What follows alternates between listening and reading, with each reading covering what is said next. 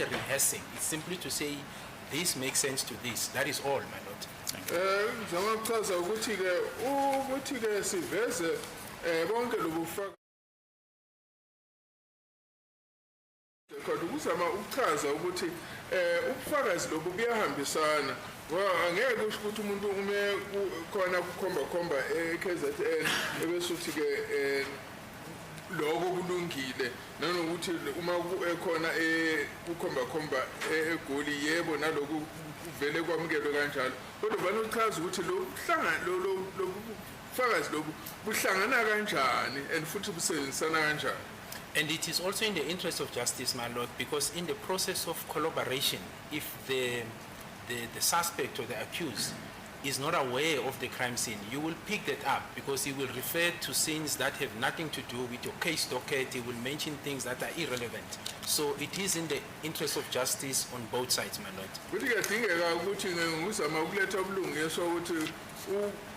Ubheke ukuthi uthini umsolo ngoba kwesinye isikhathi angachaza indawo engezona ubusuyabona ukuthi cha kusho akayazi le ndaba leyakhuluma ngayo so ufuna ubheke ukuthi umefaka elethu ubufakazi uzama ukuchaza izinto ezinjani ukuze kubonakala ukuthi oh lena iyangena ngempela kusho ukuthi khona ukuhambelana. Yes ma'am. I think I'm going to object and I'm raising an objection. Investigating officers, their primary function is to investigate a case and bring objective evidence before court. It is for the court to analyze that evidence. What this witness is now doing is embarking on a process of analyzing evidence, which that should be left for the court after the court has been after the court is seized with that objective evidence that came from the investigating officer. It is not their duty to assist the court on how to analyze that evidence. They are taking over what the court is supposed to be doing. We are expecting Mr. Gininda to say, in the course of our investigation, this is what we found. This is what we found. This is what we found. This which we found is how it connects accused number 1. This is how it connects accused number 2. This is how it connects accused number 3, 4, 5, etc. It is not for him to come and opine how the evidence that they found is relevant with the connection of each of the accused person. It's basically usurping the duty that the court should embark upon after having had all the evidence at the end of the case, my lord. I'm strongly objecting to the process that this witness is embarking upon. I don't know if counsel is saying he's objecting against the process. Is he objecting against what he's just said, or trying to link the confession of accused number 1 to the objective facts in this matter? But be that as it may, my lord, what the witness is merely trying to explain is what he explained yesterday. He says there appears to be a misunderstanding, so he's just merely rehashing the explanation that he gave yesterday when Advocate Nisi was objecting. That's all that he's doing, my lord. Mr. Gininda, just repeat what you just said so that we all understand it. My lord, I said the collaboration of the confession is not the rehearsing of evidence. When a confession is made, my lord, you need to collaborate those facts, and that is in the interest of justice in my view. Because let's assume, my lord, where great injustice can be done, a person makes a confession but he points a different sin, and then because he made a confession you just take it and file it. You don't collaborate as to whether the sin that is being pointed, is it relevant to the matter that you're investigating. You have to collaborate it to find credence, to find evidence and proof, and that is exactly what I'm referring to. It's not a rehearsal of what Colonel Mboto wrote, what Lieutenant Colonel Daparo wrote, and the magistrate is to say, after I received this confession, because yes, as Mr. Minister rightfully says, I'm the investigating officer, I have a duty to investigate, and I'm presenting the facts that I found when I compare what was contained on the confession statement in relation to the docket. That's exactly what I'm representing to the court, because if I keep that, that is, why would I not tell the court to say, when I read the confession that is made by accused number 1, I found these facts, and this fact collaborates with the docket and the crime scene. That is all that I'm saying, my lord. I'm not making a judgment call as to how the court must find the evidence or what it did. I'm simply referring at the duty and the role I did when I received the statement and in trying to collaborate it. That's what I'm saying, my lord. May I respond and make an example of what I said? Exactly my duties. Excuse me, my lord. I say, he says it's not exactly my duties, it's only collaborating. It definitely does that, my lord. And may I make an example so that as we go forward, my lord, then we are clear on the process that we're supposed to be embarking upon. He testified yesterday, I think, and referred to Mr. Mube, and said that some witnesses in the house, they got information, or also in the statement that he went through, that is contained in the confession, one make of the statement speaks about a person who had dreadlocks. And in his view, he specifically said that, and in his view, that person is accused number 3. Should that not be actually be left in the domain of the court, my lord? We're not interested in his views. All that we're interested in are facts that he has collected, evidence, my lord. It could be direct evidence, it could be circumstantial evidence, or what other form of evidence, but we are only interested in the evidence that is bringing before court. We're not interested in his views. That is why I'm saying, my lord, he's basically usurping the function that it should be seized with the court. It's basically saying to the court, this is how the court's judgment must be penned. He's penning his own judgment, my lord. I don't know for what, because he's just an investigating officer. He's only here to assist the court with facts and nothing else but facts. Thank you, my lord. Please, my lord. Yesterday we looked at section 209, which we read in the record, and what this witness is merely saying is contained in section 209. That is the first thing, but all that the witness regarding the fact that in his view, when reference is made to a person with dreadlocks, it's accused number 3, all that he's saying is that the evidence establishes that the person who had dreadlocks is accused number 3. And we refer to the relevant photo, which is not disputed, that shows that accused number 3 had dreadlocks. That's all that the witness is doing. And secondly, we indicated, my lord, in the beginning that the version of accused number 1 is that he is not the source of this confession. Now, all that the exercise that this witness is embarked upon is to indicate that accused number 1 is the only person who could have been the source of what is contained in this document. This the exercise that Brigadier Gininda is busy with. Yeah, this court is experienced enough to sift evidence from witnesses and judge the evidence on the facts as Mr. Nisi suggests. Now you see this case, here's an investigating officer.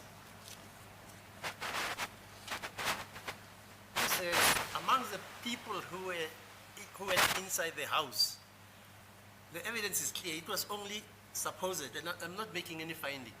It was supposedly a person with dreadlocks. There were no 6 guys with dreadlocks or 10 guys with dreadlocks. And then he makes a conclusion that it must have been accused number what. I'm not bound by what he says, I'm bound by the facts. Maybe there were 20 guys with dreadlocks, I don't know. I'm indebted to the court, my lord. Now that the court has said that, the court is trained enough to separate wheat from the chaff, my lord. Thank you, my lord. Thank you. As a good please, my lord, you've indicated in your evidence just before the short adjournment that Mr. Sizwe Zungu also gave a statement to the effect that accused number 5 was driving a grey VW on the day of the incident. Can I refer you to the record of the proceedings on the 7th of September 2023, page 9, Yes, my lord. and from line 16 to 20. Yes, indeed, my lord. So it reads as follows, my lord. Mr. Baloyi, did you see what vehicle accused 5 was driving on that day? Mr. Zungu, yes, I did. Mr. Baloyi, yes. What type of vehicle was he driving? Mr. Zungu, it was a gray Polo hatchback.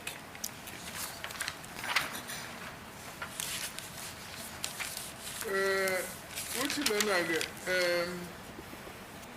ukubuza-ke umshushisi uBaloyi uthi wayibona yini imoto eyayishayelwa umsolwa wesihlanu ngalelo langa. uZungu uyaphendula uthi yebo.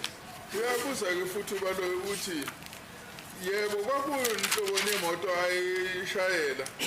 Uyaphendula-ke uZungu ukuthi kwakuyipolo egrey eyi-hatchback. Okay, we can then get back to exhibit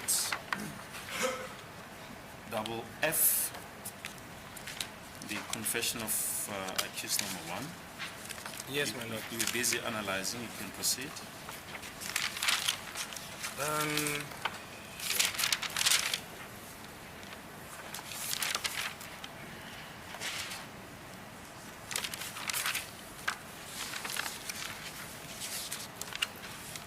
If perhaps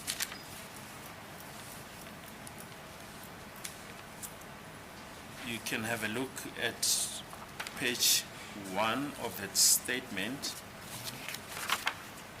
It refers to a date on 2014 between September and October. What is your comment regarding that?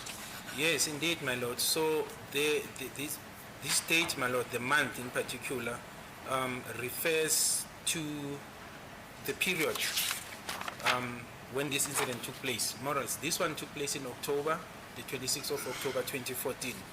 And accused number 1 says on 2014 between September and October, so it's close. So this is a collaboration that was referring to this particular matter.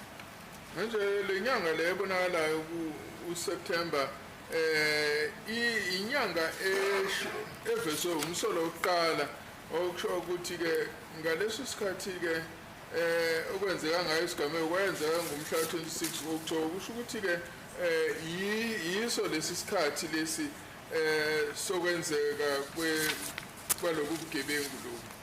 Furthermore, my lord, in the collaboration where he makes mention of the name Senzo Meiwa, around that period of October 2014, my lord, the only Senzo Meiwa that was shot and killed in Kosoras is the deceased. It's the matter that we are dealing with, my lord. Futhi kokunye ukuthi ke leli gama lelaliveza lika Senzo Meiwa ilona gama kuphela lika Senzo Meiwa owayedutshulwe ngaso leso sikhathi. In other words, my lord, I'm saying there are no different deceased with similar name and surname that were killed under these circumstances in that area in the month of October or September 2014. It's only this deceased. So an inference can be drawn that he was referring to this particular matter. Manje ke futhi okunye ukuthi ke akekho omunye uSenzo Meiwa owadutshula owabula kulesi simo kuleyo ndawo ngaleyo nyanga okusho ukuthi ke ngeke kwenzeke ukuthi mhlambe kungaba khona omunye owayengaba ekhuluma ngayo kusho ukuthi vele ukhuluma ngaye lo okuleli cala. Yes, ma'am. That's another objection, my lord. This witness simply refers to an inference. Who is seized with that functionary of drawing inferences? It is not him, because that is not a fact. What he's presenting now, he says an inference can be drawn that it was. Now, I'm not even so sure whether he's aware of R versus Blom on the drawing of inferences. So he can't just stand there boldly and say an inference can be drawn that it is him. It is for this court, my lord, to deal with the question of inferences after the state has requested that the court should draw a particular inference, not a witness who is an investigating officer. Him is to bring facts before court, not to tell this court that it should draw inferences. this is highly irregular, my lord. Thank you. As a court, please, I think the court has already commented just a short while ago that the court is trained to separate opinion and inferential reasoning. I think all that the witness is saying, my lord, is that the name of Mr. Senzo Meyiwa has been mentioned here, which is what this case is all about. But I'll request the witness to refrain from making any inferences and just speak facts. Yes. My lord, I've noted, but I think Mr. Mnisi is really quoting me out of context, and I left it the first time, but I see now he's continuing. First, he said, I gave an opinion or something to that effect that no one in the house, like it was my view, that accused number 3 was the one with the dreadlocks. He didn't refer as to under what circumstances. This is the court, my lord. Mr. Baloyi is a prosecutor, he is a witness. Saying what he wants to say. Oh, thank you. He said, I don't allow people to talk in this court. No, but what I'm saying, my lord, is under the guidance of the prosecutor. He just can't just do things willy-nilly, my lord, like a wanton sheep, as it is in the court. However, my lord, if I may just ask my lord leave to make just a few submissions, my lord. If there is an objection, my lord, between counsels, the objection is between the parties, the defense and the state, and the ruling will be from the court. The witness is not allowed to get inside and give explanation unless it's invited by the court to do such, my lord. Thank you. Yeah, just finish what you were saying, Mr. Brigadier. Yes, my lord. So I was saying, my lord, that is out of context because the facts of the matter contained in this docket, and these are the facts, they point that the person with the dreadlocks who went inside that house is accused number 3, Mr. Mnisi's client. There are statements in this docket. So to say I'm making whether an assumption, an opinion is selective in that, and I don't think it's in the interest of justice, my lord, with greatest respect to him, because he's sitting with the facts that points in terms of the statements. Mr. Zungu, Sizwe Zungu, I mean, it was before this court, I was not here, but the statement indicates what he knows.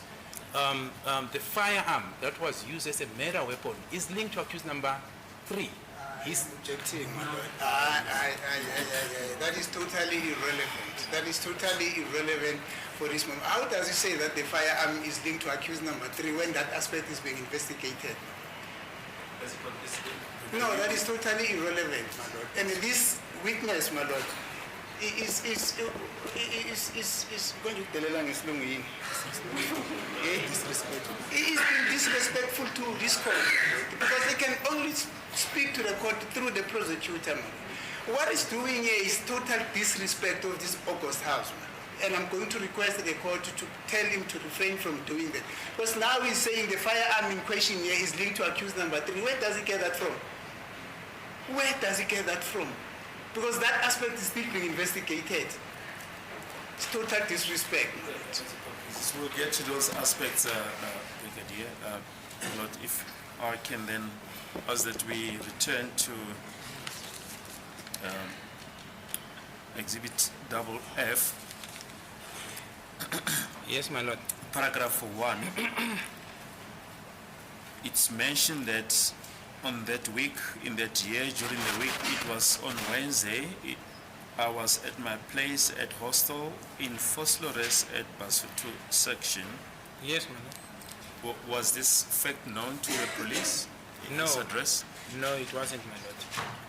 Manje kuyakusho lapha ukuthi ngangise ngalelo viki ngolesithathu ngangise hostel manje uyabuzwa ukuthi amaphoyisa ayekwazi indoko cha engakwazi. Is it correct that the bank statements of accused number 1 have since been obtained and serve as an exhibit before the court? That is correct, my lord. Athi yabo itatimende zasebhenki zikamsolo wokuqala zatholakala futhi zibekiwe phambi kwenkantolo. I just want to show you exhibit triple E in brackets 5.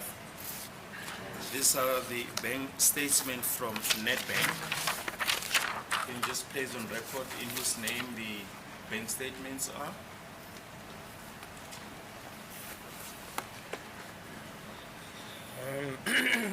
The bank statement, my lord, are from Nedbank, and on top it says that for Mr. Muzuka Ukulelwa Stemba Sibia of 43 Sutu Hostel, Botha Avenue, Fosloras South, Reslo. Then the code is 1473, my lord.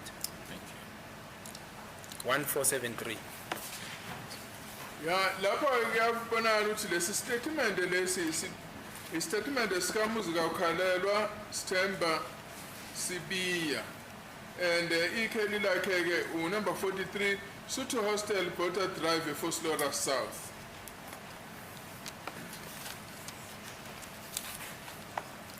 Thank you.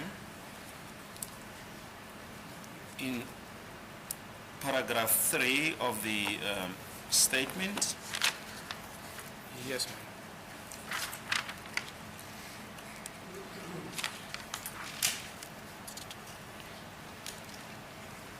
and perhaps maybe to be more precise, paragraph 4 of the statement,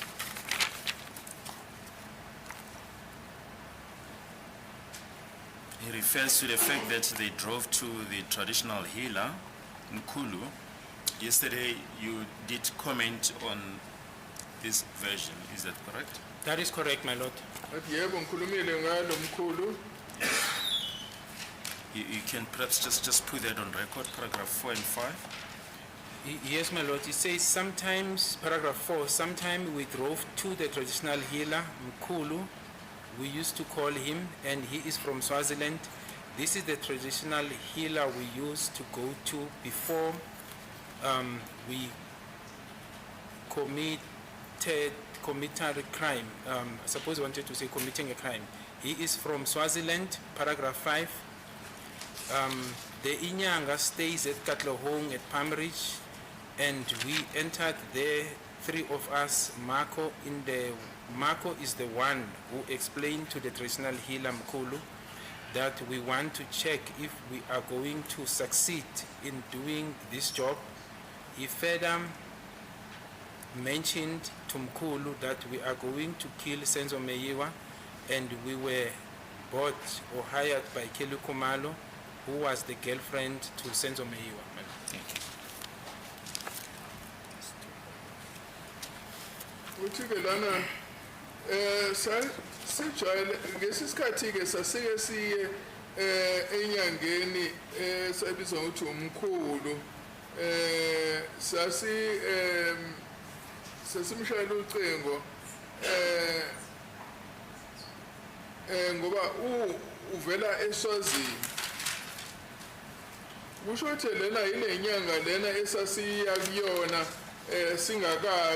singakenzi ubugebengu ukuthi siyo le nyanga lena yayivela eSwaziland. Le nyanga ihlale eKatlehong ePalmridge. Sathi kuma singena lapho sangena sibathathu.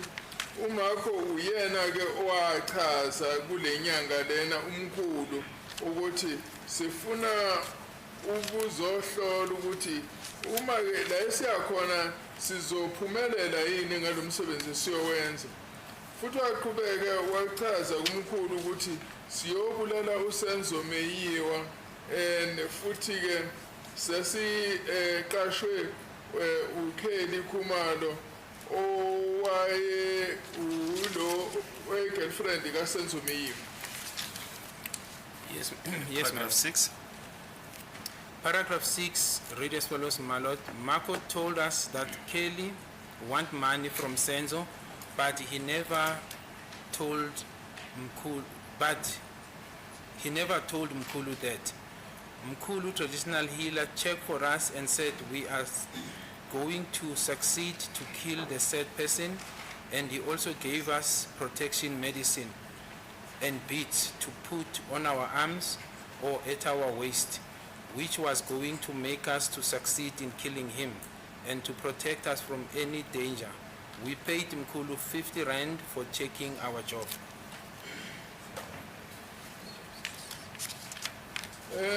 umakho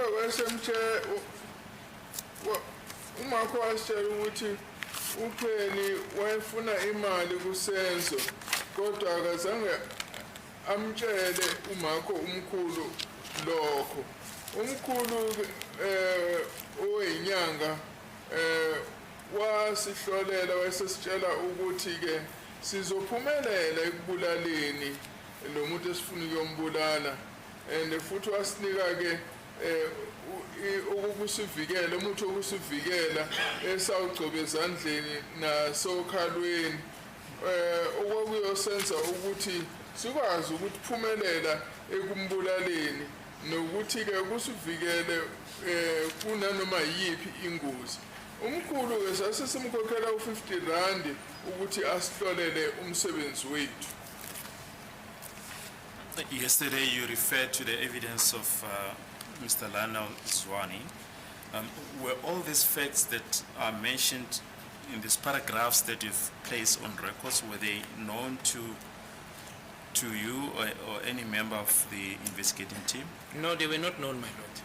Hayi sengakwazi lokho. Brigadier Gininda, just in brief, without going through every sentence in the confession, the facts that are stated in this confession, exhibit FF, were they known to you or any member of the team? No, my lord, they were not known to us, my lord. In fact, my lord, as I said, what we heard at the time is that he was one of the shooters. We did not know that he was standing outside. This fact came from him. What I heard in terms of the affidavit that was disposed by Mr. Absalom Zongo is that him and accused two were the perpetrators, and that was in line with the docket. So in our understanding at the time is that he was one of the perpetrators. He gave a different submission as per this document, my lord. We didn't know this. Asasingakwazi lokho esakuthola ku Absalom Zongo ukuthi yena nomsolesibili babe abanye bezelelisi ukuthi ke yena wayemi ngaphandle sasingakwazi konke lokho esasikwazi nje ukuthi lokho esikunikwe uAbsalom Theli. My lord, we just request that the reference to what was said by Absalom Zungu be left out of account.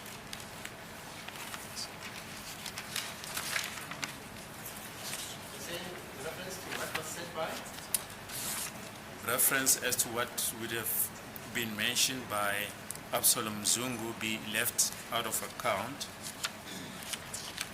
as he hasn't been called as a witness.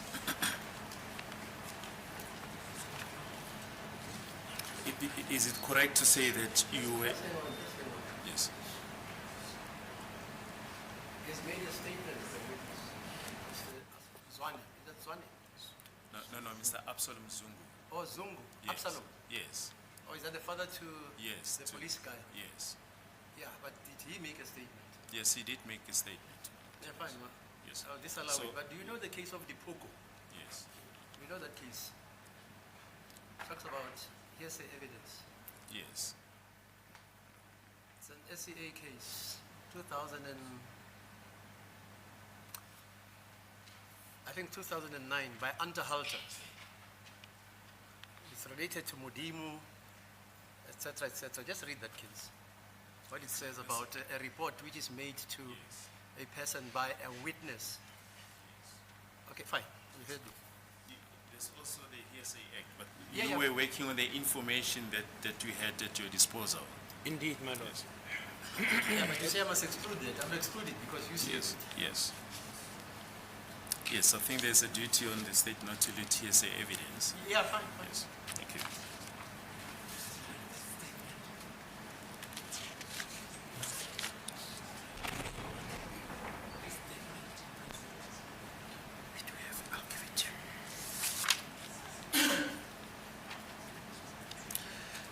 And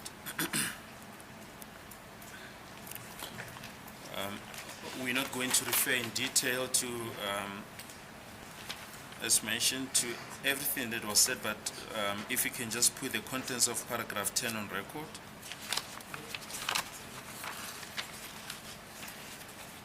Or maybe starting from paragraph 9. Okay, my lord. So it reads as follows. After After dropping the call, he told us that Kelly is calling and want to know if we are coming.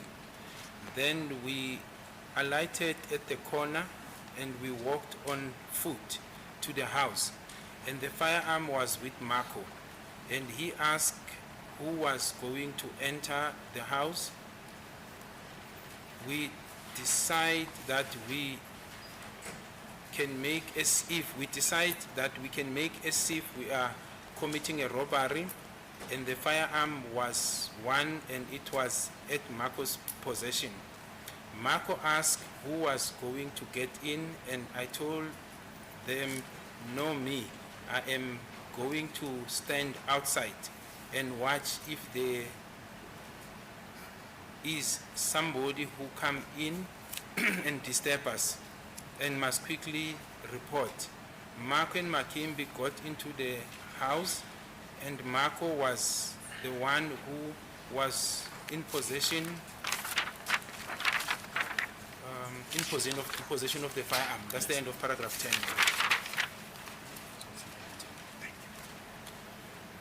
Emva kokuthi ke ngivaleke lolo cingo emva kokuthi avale lolo cingo wasesitshela ukuthi uKelly umshayeli wocingo ufuna ukwazi ukuthi siyeza yini, and emva kwaloko ke sasesiphuma emotweni and sasesihamba ngenyawo ukuya endlini, and futhi ke isibhamu sasiphethe uMarco, and wayesesibuza ukuthi ubani ozongena endlini. Sasesike sikhuluma ukuthi ke sizokwenza sengathi sizogebenga, and futhi isibhamu sasisisodwa and siphethe uMarco. uMarco kwasebuza ukuthi ubani ozongena, and ngase ngimtshela ukuthi mina ngizobe ngime ngaphandle, ukuthi ngiqaphele le ngaphandle ukuthi akekho yini ozoza azosithikameza, bese ke ngishesha ke ngiyabika ukuthi ukhona yini. uMarco ke noMakimba basibengene endlini, and uMarco ke uyena owayephethe isibhamu. Now,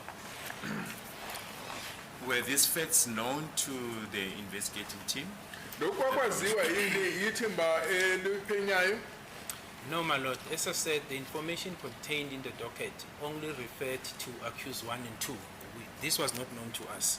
Cha, lonke ulwazi lolu lwakhona kudocument lwalukhuluma ngomsolo wokuqala nowesibili. Kwakungasiwa konke lokhu kuthini At that stage, my lord. ngaleso sikhathi. And the fact that reference is made to the fact that one of the assailants had a firearm, what is your comment?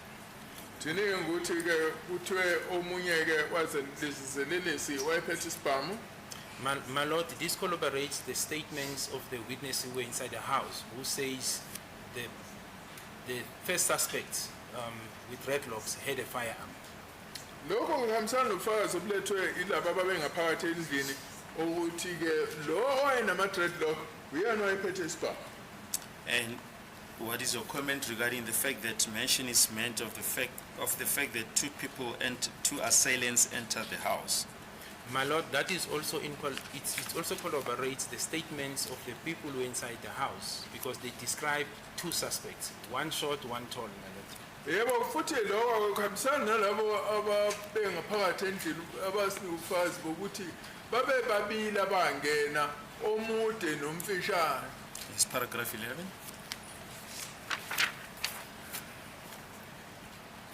Paragraph 11, my lord, they entered and closed the door and demanded cell phones. According to them, they said they found 3 people in the house. That was Meiwa and the 2 girls in the dining room. One of those 2 girls was Kelly. They said Meiwa refused with the cell phone, and he stood up and grabbed each other with Marco. I'm reading as it's written here, my lord. Marco took out the firearm and shot at him, Kelly ran to the bathroom and came back while still pushing each other. And the sound of the firearm came out as a result of Kelly ran back to the bedroom, and the shots came 2 times again. And they came out running, and we ran into the car which was parked at the corner of the street. We drove to the hostel, and they said they never took anything, cell phone or money.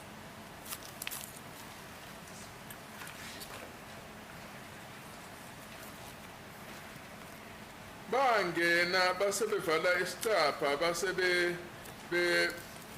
becela ama cell phone ngalokho abakusho ke bathi bathola abantu abathathu besendlini kusho ukuthi lona umeyiwa namantombazana amabili dining room engeke lamantombazana kwakukheli bathi ke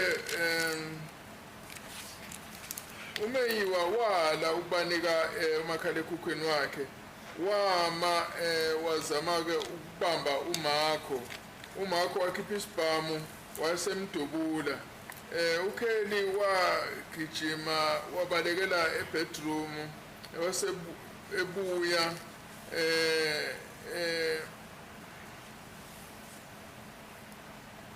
besa ngaleso sikhathi besabambene besaphushana umsindo ke wesibhamu wazwakala futhi and emva kwalokho ukheli wasebalekela futhi ebalekele bedroom and kusho ukuthi ke isibhamu sisakhala futhi kabili and base bephuma futhi begijima and thina sasibalekela emotweni eyaseyipakwe ngasekhoneni lomgwaqo saseke sihamba ngale moto siya ehostel bathi ke bazange bathathe lutho kwa cellphone kwamali. What is your comment regarding what is contained in paragraph 11, especially the first sentence where it's written they entered and closed the door and demanded cell phones? My Lord, it accords with what is contained in the witness statements. You know, to say the suspects who entered the house demanded cell phones. There is a part of money, but here is not contained. But the part of cell phones and money is contained in the witnesses' statements. Although here it's only the make mention is only of cell phones. That's the first part. Yebo lo mfakazi lobo buhambisana nalobufakazi sabo nikwa statementini salabo babekhona ngaphakathi ukuthi laba bangena behlasela bafike bafuna ama cell phone. My Lord, it also accords with the struggle, because if you read the statements in the docket, suggests that there was a struggle between the person who was carrying a firearm and the deceased. So accused number 1 in this paragraph mentions that, my Lord. Futhi ke umsolo qale yachaza futhi kwakunokubambana phakathi kwalo wayephethe isibhamu nomufi. Furthermore, my Lord, in this paragraph, accused 1 mentions the running away of Kelly Kumalo. And I seem to recall, my Lord, that when the first shot was discharged, according to the statements, the people who were there ran to different directions. So that accords with what was said, my Lord. Futhi ke uyasho lana ukuthi uKelly Kumalo wabaleka and statement ke salapho bengaphakathi ziyasho ukuthi kuyathi umakhala isibhamu babaleka. Yes. Specific reference is made to the fact that Kelly ran to the bedroom. Yes, that's why I'm saying, my Lord, I seem to recall that there is that reference from Miss Kelly Kumalo that they ran to different directions, including the bedrooms, my Lord, when the first shot went off. Ngiyakhumbula ukuthi kokhona yebo nokusho ukuthi ekuvela kuKelly Kumalo ukuthi babaleka ukuthi uKelly Kumalo wabaleka ebalekela ebedroom kusho statement ezaba labo bengaphakathi. And there's also reference to the fact that the occupants were in the dining room. That is correct, my Lord, and that's consistent with the statements that were disposed by the people who were inside the house. Futhi ke babengaphakathi endlini basho futhi nabo ukuthi babe se dining room nalana kulesi statement siyasho futhi ukuthi babe se dining room. And also reference is made to the firing of 2 shots That is correct, my lord. That is in line with some of the statements, but it's also in line with the ballistic expert, who, according to the reports, they were able to refer to 2 firearms, 1 projectile that they worked on and 1 damaged projectile, spent bullet that was damaged after it was discharged. Athi yebo lokho ukuthi kwadutshulwa kabili kuyahambisana nalokhu kubhalwe i-statement salaba ngaphakathi endlini, kodwa ke futhi kukhona nobufakazi obatholakala kulabo babehlola ke ochwepheshe ohlole i-ballistic ukuthi kukhona inhlamvu nenhlamvu eyonakele yatholakala. And just lastly on this point, if you can just read paragraph 12 in the record. Paragraph 12 reads as follows, my lord. In the early morning, I received a call from Marco and said he was going to go and collect the money from Kelly. At about 0900, I received the money from Marco, who told me that we have received the money that we have received for our job. He gave me 30,000 for my share.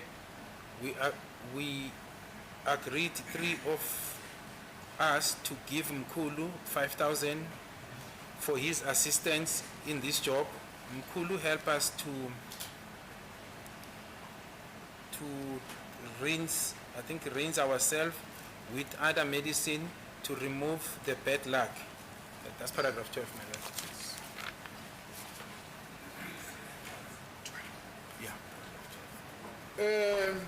Ekuseni ke ngathola ucingo oluvela kuMarco ethi ke uzoya ayolanda imali kuKheli. Ngesikhathi so9 o'clock wasekuseni ngathola imali evela kuMarco owangitshela ukuthi sikhokhelelwa umsebenzi esawenza.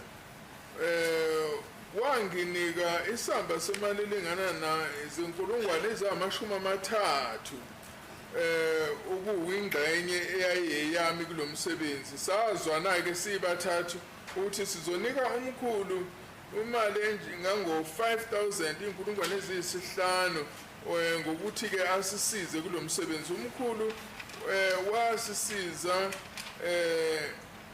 nangokuthi ke sigezwe emumva kwalomsebenzi ukuthi sisuse ibhadi. Now, yesterday you referred to the evidence of Mr. Lanal Zwane. What is your comment regarding this last sentence? Mkulu help us to rinse ourselves with other medicine to remove the bad luck. Yes, my lord. No, it is in line with what Mr. Lanzwane told me, my lord, and what is contained in this statement, my lord. Yebo kuhambisana nalesi statement lesi engasithola umsolo ukuthi umkhulu wasisiza impela ukuthi sigeze ukuthi sisuse ibhadi noma umkhokha. Now, were all these facts that are mentioned here known to the investigating team? No, they were not, my lord. Konke lokho okushiwo la sasingakwazi thina siyithemba lokuphela. Just maybe lastly, paragraph 13. Paragraph 13, my lord, reads as follows. We came back to the room where they dropped me and they left. Nobody came to us or police the story was quiet. I heard that somebody is arrested in this case, and I knew that it was the wrong person, and it took short time and both of them were arrested for other crimes.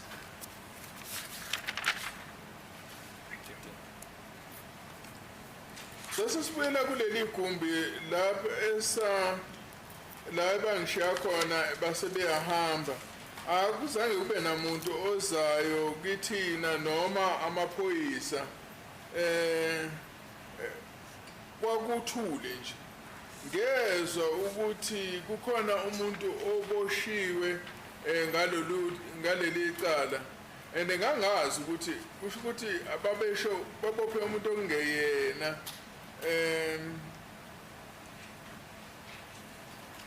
and futhi kwathatha isikhathi ukuthi bobabili baboshelwa amanye amacala. Yeah, what is your comment regarding that? My lord, it's in line with what happened. There was a gentleman by the surname of Mbata, if I recall, who was wrongfully arrested. He was subsequently then discharged. That is way back after this matter happened. Yebo, lokho hambisana naloko kwenzeka ngoba emva kwalokho khona umunye owaboshwa okwakuthiwa uMbatha emva kwalesi sigameko wase kodwa ke waphinde wakhululwa. And what is contained there, that nobody came to us or police, the story was quiet? That is correct, my lord. We only approach him, insofar as I know, my lord, if you look at the docket, this docket 636, we were the first people to approach accused number 1. That is on the 30th of May 2020, my lord. Kuliqiniso lokho ngoba akuzange kube namuntu owaya ukuya kumsolo oqala kwaba yithina kule docket lena u636 kuleli cala ka636 owaya eya kumsolo oqala ngomhla ka30 kuMay ka2020. Yes, and I'm referring to the docket, my lord, 636 of 10/2014. Ngikhuluma ngele docket ku636 of 10 of 2014. Now, in the final analysis, Brigadier, what is your comment now on the version of accused number 1 that he was approached with this document, Exhibit FF, that was already written down, or with the information that is contained in this document already written down, and that he was merely asked to sign? That assertion, my lord, will not be correct. The details contained in these documents could only be known to him. I'm talking about even personal details, the names that are mentioned, the crime scene. As I've indicated, my lord, Colonel Mboto was not privy to the investigation. He could not have known even the crime scene as to what happened. Ukuthi ke lokho ukuthi ke okubhalwe kule confession noma kwamukela icala kwafika kuyena umsolo oqala sekubhaliwe ngeke kwazi ukuba iqiniso ngoba khona imininingwane eminingi amagama amaningi nokuchaza ke uyicala lonke leli okwaku esasingakwazi futhi ke uKenneth Mbotho wayengazi lutho ngaleli cala wayengeke akwazi konke lokho okusho ukuthi ke angeke kube iliqiniso ukuthi lokhu kweza sekubhaliwe. Yes, my lord. So the details, the essence, the details contained in this document, my lord, were not known to us. Even myself, as the lead investigating officer, I didn't know some of these details, my lord, most of them. Yebo, lemniningwane yonke khona lana sasingayazi futhi nami njengompheki ngangakwazi ningi engangakwazi lokubhaliwe. I may also add, my lord, that to be honest, at some stage when I read this document, I had a suspicion that perhaps he was actually the shooter, contrary to what he was telling me. But through investigation and the collaboration, I realized that indeed he was telling the truth when he says he was standing outside, and that led us to accuse number 3, 4, 5, my lord. Futhi ke uma ngiloku ngibhekisisa le document le docket ngafika kwesinye isikhathi ngaze ngacabanga ukuthi mhlambe ke kwakuyena owadubula nokuthi ke akulona iqiniso lela sitshela lona kodwa ke masibe siqhubekela phambili ngagcina ngibonile ukuthi cha wenjela iqiniso lokhu kwasikholela ke nakumsolo wesithathu nowesine nowesihlanu. Now, reference is also made to the payment of money. Yesterday, we referred partly to Exhibit S, the downloads of the cell phone that was found in possession of accused number 3. Yes, my lord, we did. Yebo, njengoba sikhulumile ke ngokukhokhela khona ke ama-downloads esiwakhiphile kule phone lena kumakhalekhukhwini. I just want to show you photos that form part of Exhibit S will show the images on the screen on Monday.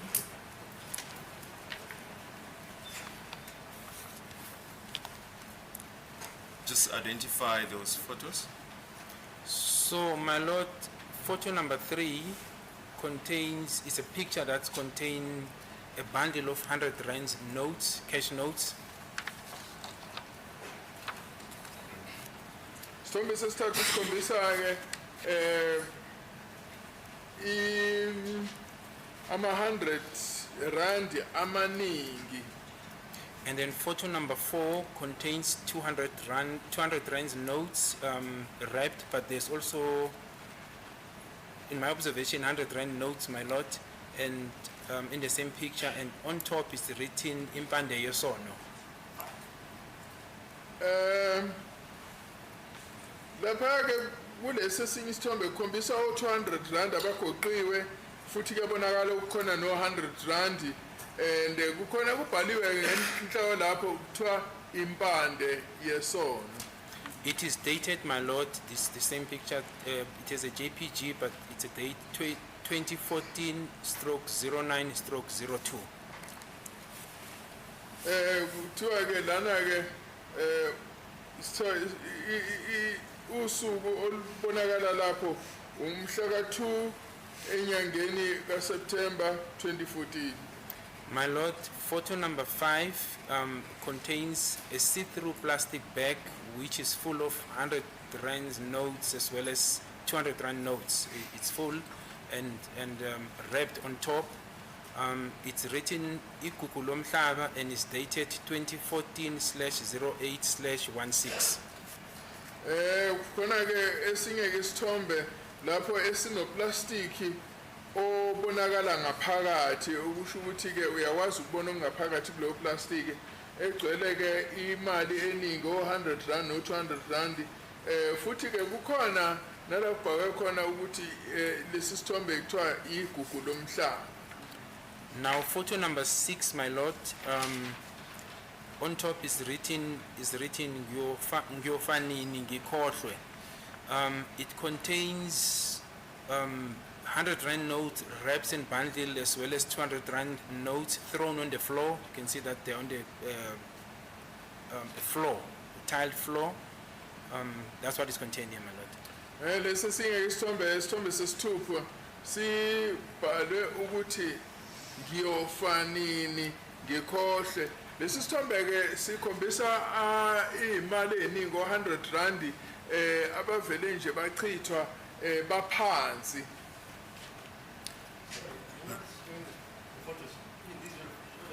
Yes, so we'll show them on Monday. Yes, yeah. In the course of your investigation, you referred to the money that contained in the plastic bag. Yes, my lord. Did it feature anywhere else in your investigation? That is correct, my lord. I seem to recall that in the downloads of Miss Kelly Kumalo, the same see-through plastic bags, similar to this, and in fact I think the position was found, but it was also found in the downloads of Mr. Longwe, Twala. Ngikhumbulayo ukuthi ke uma sidownloada ke ifoni kaKelly Khumalo kwakukhona isithombe esinoplastic ocishe ufane nalo futhi isithombe esicishe sifane nalesi sasikhona kuma download efoni kaLongwe Twala.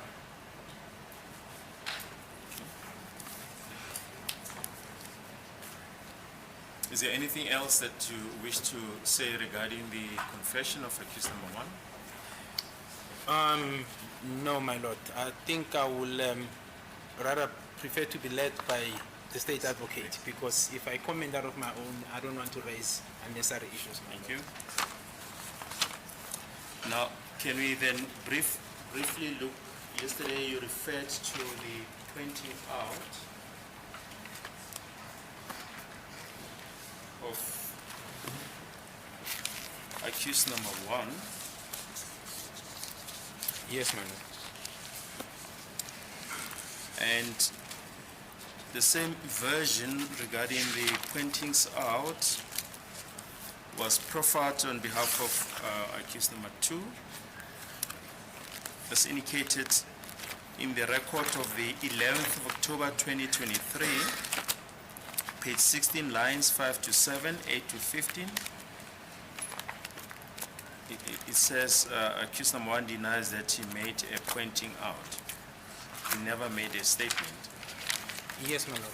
I'm here. I've got a confession. Now, if I can ask you to refer to exhibit GG. Yes, my lord. I'm on it.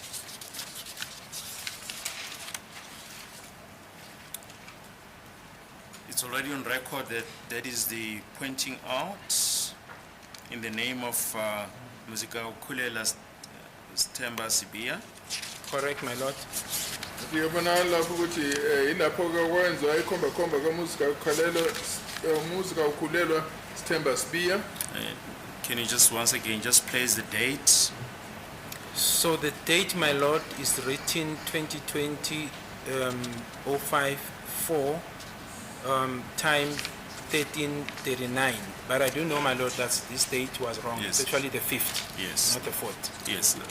Lieutenant Colonel Debe did correct that. Lapho kuvela isithombe kuvela i-date ethi umhla 4 ku May 2020 isikhathi 1339 kodwa kuyaziwa ukuthi cha kwangelona umhla 4 umhla 5. And if you can just go to the statement itself. Yes, my lord. Yeah, but perhaps before I even go there, my lord, just to confirm that indeed the date was written incorrect in front. If one looks at page, this is page 1, 2, 3, I think page 4, my lord, it's written 5 at the bottom. Yes. There, the written date, the colonel wrote it correct. It says 2020-06-05. Yes. Lapho ke ku page 4 kuyabonakala ukuthi uKenneth wayebhala kahle ikheli wathi 2020-06-05. And then the last page also, my lord, that has the place Alberton, and then under date he also wrote the correct date 2020-06-05. Ukuthi uphinde wabhala ngaphansi Alberton ukuthi usuku kwakumhla 5 uJune 2020. Correct, my lord. Yes, I am on the next one now, my lord. Yes. Should I read them, my lord? Yes, you can go ahead. Okay. So on top, my lord, it reads, Muzika Ukulela Sithemba Sibiya states that I am not sure about the month and day, but it was the year 2014. Yes.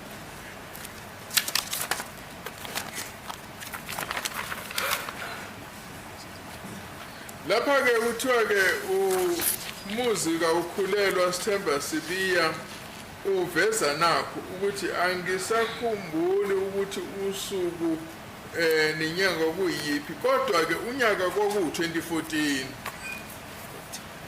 It was on a Wednesday when I was called by Marco Buthelezi, who asked me where I was, and I told him at home where I stay, and he told me he was coming to see me. Manje ke lana ukuthi ke ngangikwaku uLwesithathu la ngathola khona ucingo oluvela kuMarco Buthelezi wangibuza ukuthi ngilaphi ngase ngisho ukuthi ngisekhaya and wayesekisho ukuthi uzoza azongibona. He came accompanied by his Makimba Buthelezi, and they were in a white Polo VW. I got inside the Polo and Marco told me that he had a job for us. I asked what job it was, and he told me that it was to kill someone. I asked who that person was, and he said Senzo. And where's ehamba noma Kimba Buthelezi and babehamba ngepolo emhlophe iVW ngangena ke lapha emotweni uMarco esengitshela ukuthi banomsebenzi esingawenza ngabuza ke mina ukuthi inhlobo nemsebenzi wathi ke kimina umsebenzi ukuyobulala umuntu othize ngase ngibuza ukuthi ubani lo yobulawa wasethi ke usenzo. Now, these facts that are disclosed there, were they known to the investigating team? No, my lord. Bathe konke ke lokho okulana thina silithemba elali lenza uphenyo sasingakwazi. It must be also noted, my lord, that according to the docket at that time, it looked as if it was a robbery gone wrong, because that's all really that was contained in the docket. Engakusho futhi ukuthi ke ngaleso sikhathi thina kwabonakala sengathi kwaba ubugebengu obongazange buhambe ngalendlela kwaku ukwacatshengela ukuthi kuzohamba ngayo ngoba thina sasingasilutho ngalokho. Yes, my lord. Yes, you may proceed. I said, fine, we can do it, and we decided to first go and see Nyanga bracket Sangoma to check whether the job will be successful. We went to the old man and he threw the bones and said it was good. The job can be done successful. We paid 50 rand for checking and left. I was dropped off at home and we agreed to meet on Saturday, the day of the job. Ngase ngithe hayi kulungile singasho wenza lo msebenzi and saseke sithatha isinqumo sokuthi sizoya enyangeni lana kuthiwa isangoma ukuthi siyohlola ukuthi lo msebenzi lona uzophumelela yini. Sase siyake ekhehleni elafike lapha nsamathambo lalesitshela ukuthi ke cha kuhle umsebenzi ungenziwa futhi uphumelele. Sase sikholekhela ke leli khehla u50 rand ukuthi sihlole ngase ke mina ke beyongishiya ekhaya and sase sizwana ukuthi sizohlangana ngomgqibelo okuwusuku lomsebenzi. What is your comment regarding this information that has been placed on record? My lord, it corroborates the Mr. Lan Zwane in terms of what he said happened. Hayi lokho hambisana ke nalokho kwashiwa uLana Zwane owayechaza ukuthi kwenzekani. And this is the witch traditional healer that was pointed by accused number 1. He was not known to us as well, my lord. Futhi ke lona ke inyanga le eyaveswa umsolo wokuqala and futhi yethina sasingasilutho ngalenyanga. Yes, and this is the proof, my lord, that this could have only came from him because it was not known to the state. Futhi esiyesiqiniseko sokuthi lokhu kwaveswa uyena akuzange kuze ngomunye umuntu. Yes, miss. No, proceed. On Saturday, we met and went to a place house. To a place house I pointed out to Lieutenant Colonel Hadebe. Today, 2020/06/05 in Phosphorus, and we stopped at the corner and walked there. Umgqibelo ke sasihlangana sase siya endlini le engikhombe uLieutenant Hadebe namhlanje ngomhla 5 kuJune 2020 eFosloras and safike sama ekhoneni sase sihamba ngeenyawo kuya kuyo. Yesterday you commented regarding that place that was pointed out. Is it Absolutely, my lord, and this is where I was indicating that the photos that were taken, when I was doing the collaboration, they were taken into account in relation to this document, my lord. So this is a confirmation that he pointed the crime scene as per the notes that he gave Lieutenant Colonel Hadebe, my lord. Lokho ke kuyisiqiniseko sokuthi ke yebo wahamba wayokhomba leyo ndlu ekhombisa uLieutenant Colonel Hadebe. The next paragraph, I was asked whether I want to go in, and I said no. I will wait outside. Marco and Makimba went inside the house, and I heard about 3 gunshots, and they came out running. We all left and ran to the car.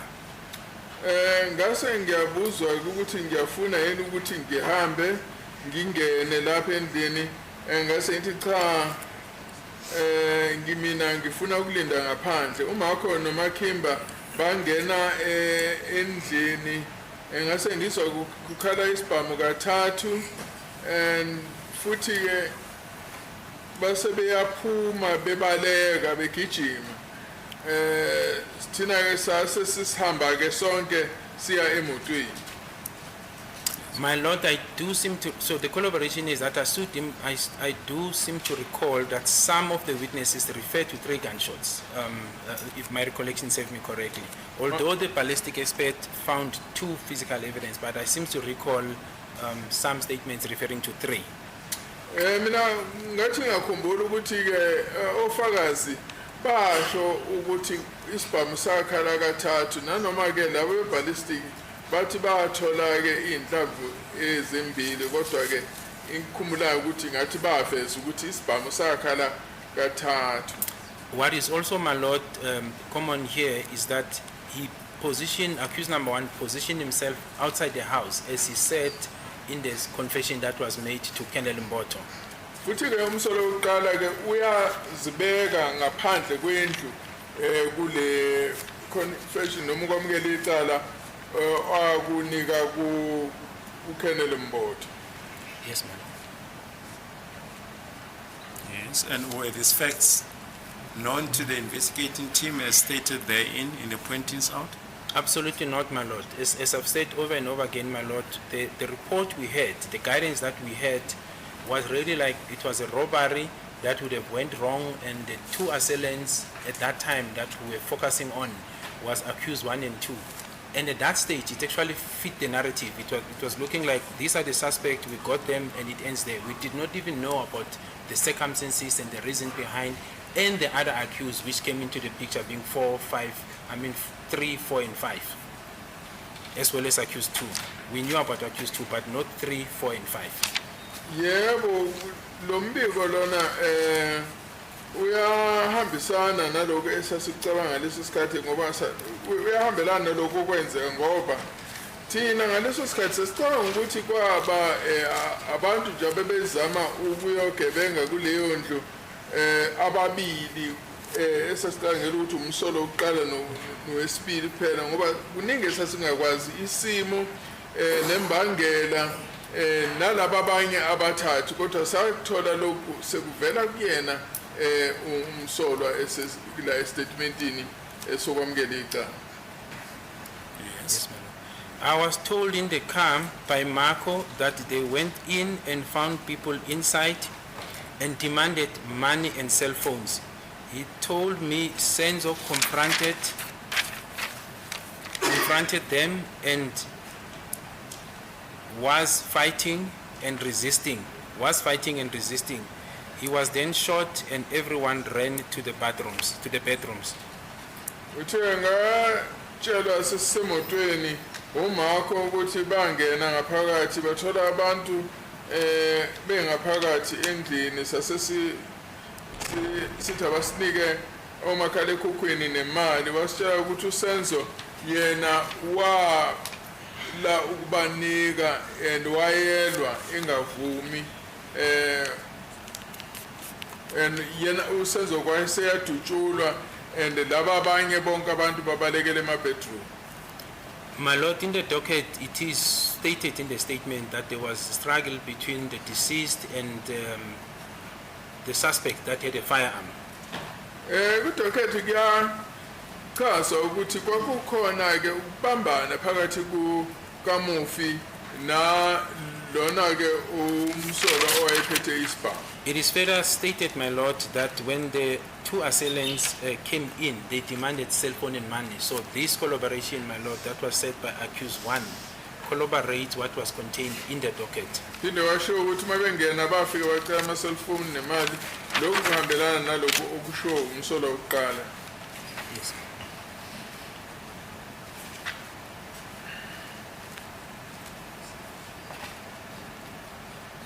Yes. And furthermore, my Lord, the last sentence where he says he was then shot and everyone ran to the bathrooms, my lord. It is contained in the statements, my lord, of the people who were inside the house that after the first shot was fired, they ran to different places. I know others would have ran to the bedrooms, etc. He now says this, my lord, and only a person who was involved will have this knowledge, except the police or the people who were at the crime scene. futhi kuyavezwa estatementini zalabo abayengaphakathi ukuthi kwathi mase kudutshulwa bonke babalekele ama-bedroom umuntu owayengaphakathi kuphela kuleyo ndlu wabona ukuthi kwenzekani owayengakwazi lokho. So kusho ukuthi-ke lokhu kuhambisana nalo kuvumelana nobufakazi ubaba labantu ababengaphakathi endlini nalokho kuvezwa umsolwa statementini sakhe sokuvuma icala. I may also add, my lord, that Lieutenant Colonel Hadebe, who took this pointing out, was also never part of this investigation at any stage. Futhi-ke no-Lieutenant Colonel lo oyenza le khomba wayengathintene nakancane nokuphenywa kwaleli cala. Yes, ma'am. Yes. The next paragraph, I pointed out the two places. And we drove. Oh, beg your pardon, my lord, just up. We drove back to my place at Suto Hostel, and I got out next to the highway, next to the high, mast, it's the mast, okay, mast electric light. They then left, and the firearm was with Marco.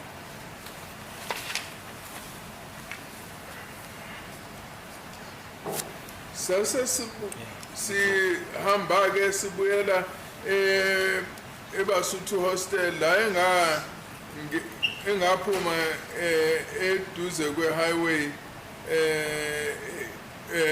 lapho-ke kunelambu likagesi. Base-ke bengishiya lapho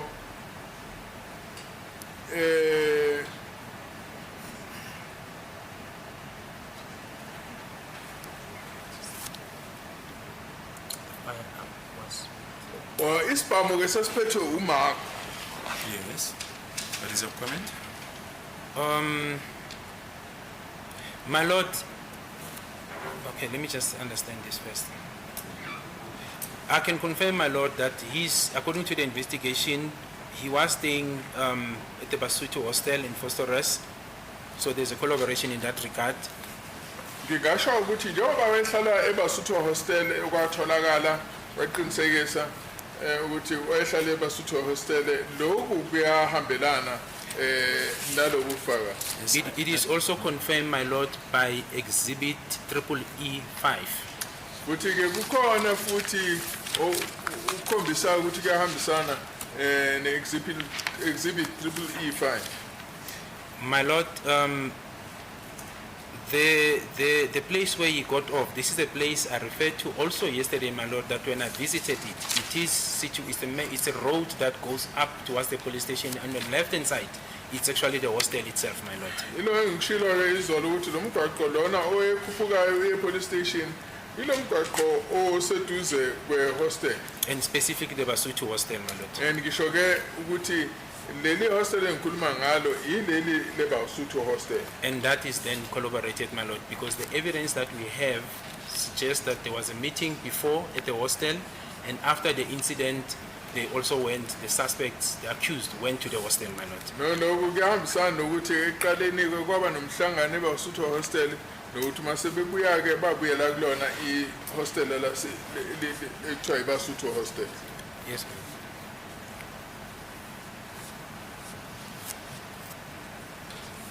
Yes. Should I proceed? Yes. Can proceed. So, next paragraph, I pointed out the two places, the house where the shooting took place and the spot where I was dropped off after the shooting to Lieutenant Colonel Hadebe.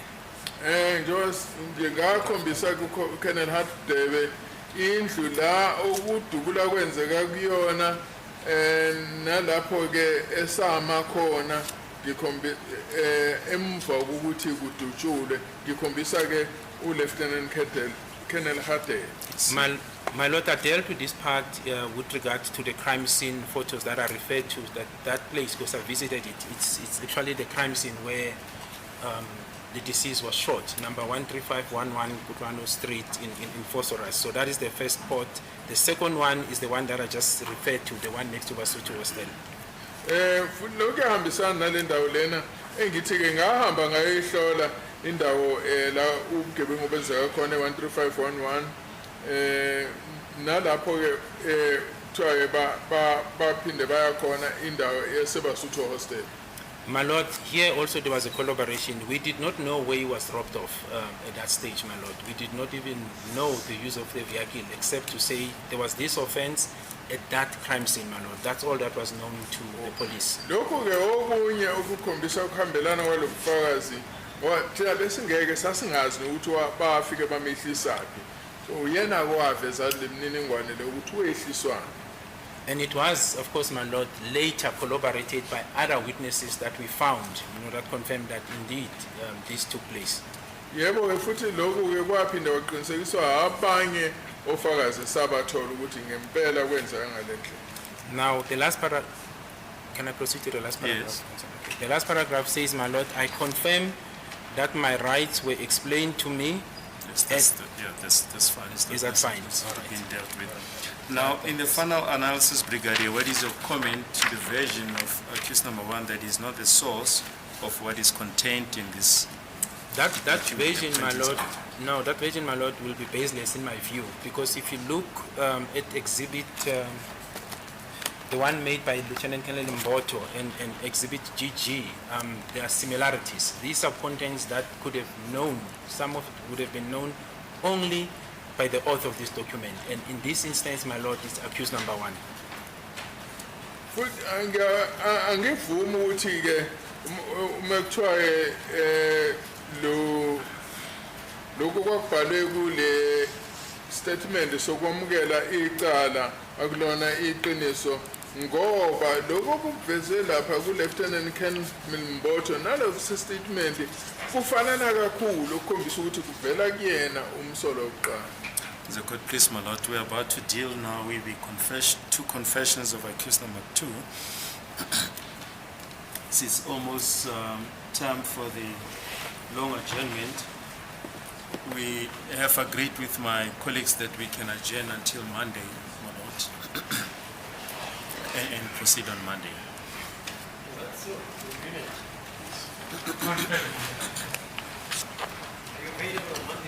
Yes, I am, my Lord.